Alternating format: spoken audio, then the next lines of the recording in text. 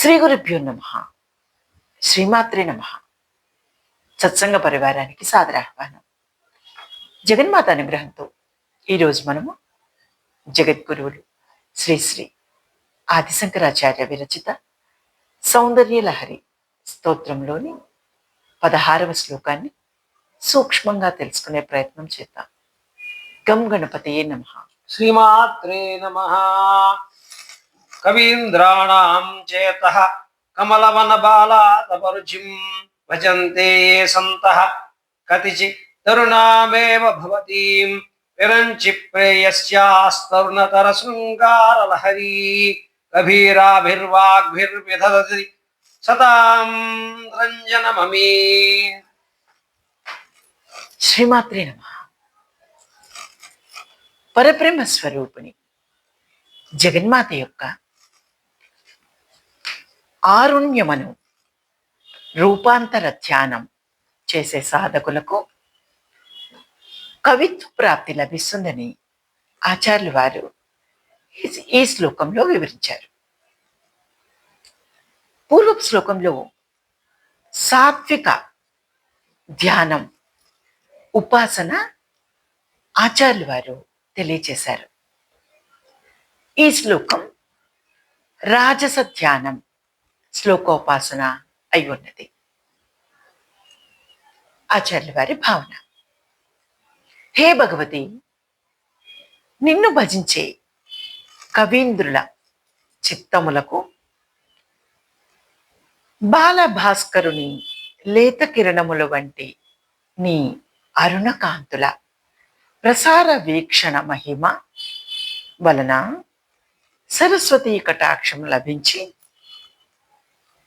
కమలముల వలె వీరి కవిత్వ శక్తి వికసించి యవ్వనంలో శృంగార రసం సహజంగా ఉప్పొంగినట్లు, ఎలాగంటే సముద్రంలో తరంగాలు సహజంగా ఉత్పన్నమైనట్లు మిగుల గంభీరమైన కవిత్వ వాగ్విలాసములతో సభారంజనము చేయుచున్నారు. ఇక అంతరార్థం ఏమనగా, సరస్వతి అమ్మవారు విరించి ప్రేయసి జగత్తులోని సమస్త భూతములను సృజించి వృద్ధి చేసే శక్తి శ్రీ మహాసరస్వతి స్వరూపమైన అమ్మవారి ద్వారా బ్రహ్మదేవునికి లభించింది. సృష్టిలో ఉండే కమలములు మొదలగు సమస్త పువ్వులు సూర్యోదయ సమయంలో వికసించుట జరుగుతూ ఉంటుంది. సూర్యకిరణముల తేజస్సే గాయత్రి అమ్మవారు. అందువల్ల గాయత్రి మంత్ర జప సాధన వలన ప్రతి వ్యక్తిలోనూ వారి బుద్ధి వికసించి తద్వారా విద్య అనే కమలం వికసిస్తుంది. ఇది సభారంజనం చేస్తుంది. తద్వారా మానవుడు సంఘంకు ప్రీతి అవుతాడు. వామకేశ్వర తంత్రములందు ఇట్లు చెప్పబడెను, అరుణాఖ్యాం భగవతి అరుణాభాం విచింతయేత్ పాశాంకుశధరాం దేవీం ధనుర్బాణ ధరాం శివాం వరద అభయహస్తాం చ పుస్తకాక్ష స్రగన్వితాం అష్టబాహుం త్రినయనాం ఖేలంతి అమృతాంబుధౌ సకరోత్యేవ శృంగార రసాస్వాదన లంపటాన్ సభాసదః సదా సర్వాన్ సాధన కేంద్ర సభాస్థలే సభాస్థలే. అరుణయను పేరుగల భగవతిని, అరుణ వర్ణనను, పాశాంకుశధరను, ధనుర్బాణధరను శివను, వరదాభయహస్తను, పుస్తకాక్షమాల ధారిణి, అష్టబాహువులు కలిగిన దేవిని,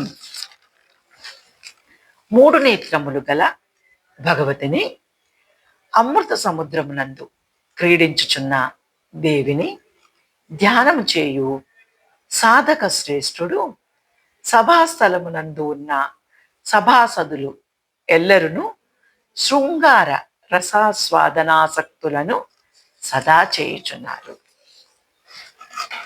శృంగార రసభరితములైన వాగ్విలాసములని చెప్పుట శృంగార రసమే అతి మధురమైన రస విశేషమగుట వలన శృంగారం అనగా కవిత్వంలో నాయిక నాయకుల మధ్య ఉన్న ప్రేమ తరంగం అని ఆచార్యులు వారు ఈ శ్లోకం ద్వారా అంతర్గతంగా చెప్పినారు.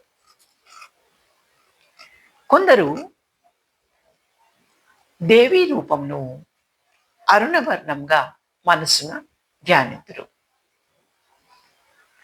కాళిదాస్ వంటి మహాకవులు మేఘ సందేశం వంటి నాటకములలో ఉన్న శృంగార వర్ణన సభారంజకమైనదిగా సత్కవులు భావిస్తారు.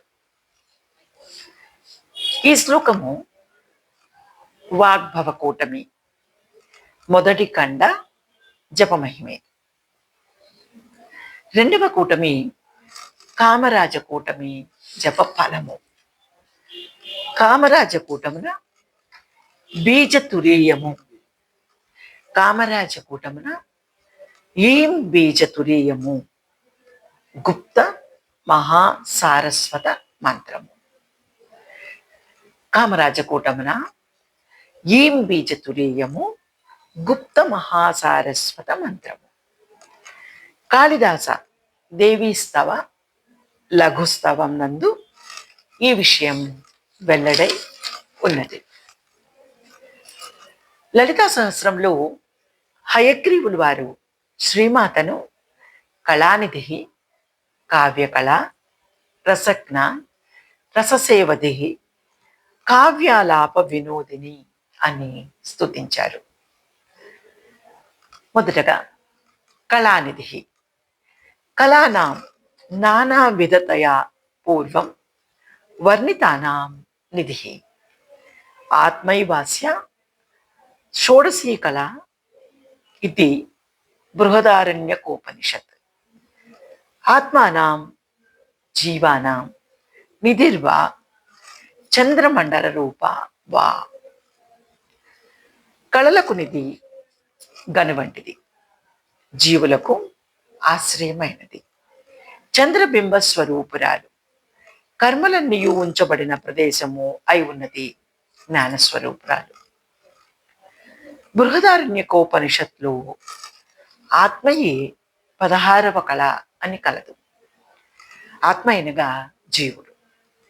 జీవులందరికీ నిధి, జీవులందరూ భగవతిలోనే ఉండి ఉన్నారు. చంద్రబింబ స్వరూపురాలు కళా శరీర అను శివసూత్రములు కళా శబ్దమునకు కర్మలు లేవని అర్థం. కర్మలన్నీ భగవతి యందు ఉంచబడినవి కావున కళానిధి అయినది. భగవద్గీతలో శ్రీకృష్ణ భగవాన్ వారు, ఓ అర్జునుడా, కర్మ అంతయు జ్ఞానం నందు పరిసమాప్తి పొందుచున్నది అని ఉపదేశించి ఉన్నారు. దేవి దర్శనానంతరము జీవునికి కర్మలు ఉండవు. రెండవది కావ్యకళ. కావ్యకళా స్వరూపురాలు, కావ్య రచన ప్రతిభా స్వరూపురాలు, శుక్రాచార్య అమృత సంజీవని స్వరూపురాలు. కవి చేసిన శబ్దార్థ రచన కర్మకు కావ్యమని పేరు. ఆ కావ్యము నాటకము, ప్రకరణము, బాణము, డిమము, ప్రహసనము అను భేదములు చే నానా విధములుగా ఉండి ఉన్నవి. తద్రూప కళలు అన్నీ దేవీ స్వరూపములే.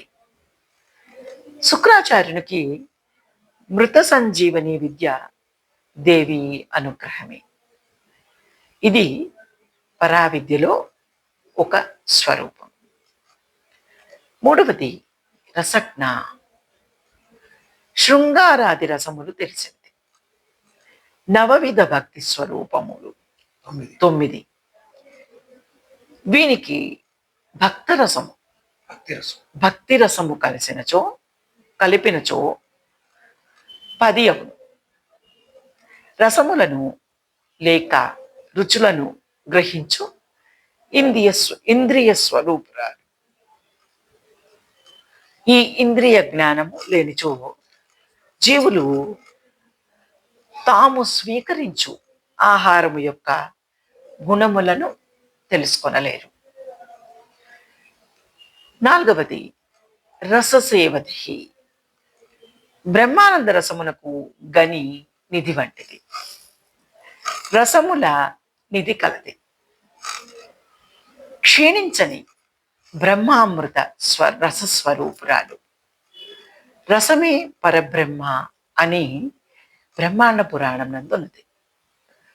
వేదమునందు పరమాత్మ రసస్వరూపుడని, ఆ రసస్వరూపుని పొందినవాడు ఆనందము కలవాడని వేదం చెప్పాను. ఈ రసము పురుషులకు కాంతి రూపమై, తేజో రూపమై, శుక్రధాతు రూపమున సృష్టి క్రమమునందు ప్రాధాన్యత అయి ఉన్నది.